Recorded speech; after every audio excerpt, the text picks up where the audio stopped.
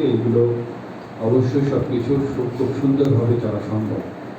আর যেটা আমরা আসলে এড়াতে পারি না, বড় ধরনের দুর্যোগ, এই দুর্যোগে আমাদের যারা সবচেয়ে বেশি ঝুঁকিতে থাকে আমাদের মহিলা এবং বাচ্চারা, যারা সবচেয়ে বেশি ঝুঁকিতে থাকে, আমরা সবার আগে চেষ্টা করব নিকটস্থ আশ্রয় কেন্দ্রে এবং তাদের নিরাপত্তাটা দ্রুত নিশ্চিত করার জন্য আমরা চাই জনপ্রতিনিধি, সাংবাদিকবৃন্দ, আমাদের স্বেচ্ছাসেবী যে সমস্ত সংগঠন আছে, স্কাউট আছে, রোভার স্কাউট, গার্লস গাইড যারা আছেন, সবাই সম্মিলিতভাবে আমরা চেষ্টা করব কোনো একটা দুর্যোগ তৈরি হলে সেটাকে কিভাবে ওভারকাম করা যায় এবং এই বিষয়ে সবার যে সমন্বিত উদ্যোগ, সবার সমন্বিত প্রচেষ্টা সফল হলেই আমরা দুর্যোগটাকে খুব সুন্দরভাবে মোকাবেলা করতে পারবো।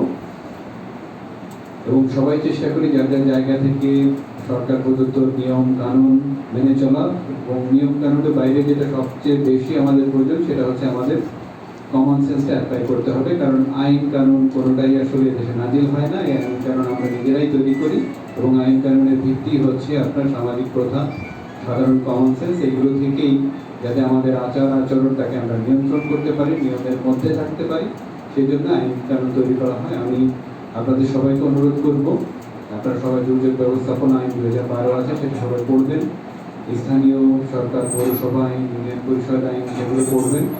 আপনি যে কোনো জায়গাতে কোনো কিছু দখল করলে, পানি আটকে রাখলে, এগুলো কিন্তু আপনাদের এই সমস্ত আইনের আওতায় এনে আপনাদেরকে শাস্তির আওতায় আনা সম্ভব, কিন্তু কাউকে শাস্তির আওতায় আনা এটা আমাদের উদ্দেশ্য না। আমাদের উদ্দেশ্য হচ্ছে সবাই নিয়মকানুন মেনে চলবেন এবং সবাই একটা সুখী সমৃদ্ধ বাংলাদেশ গড়ার ব্যাপারে সবাই সচেষ্ট হবেন।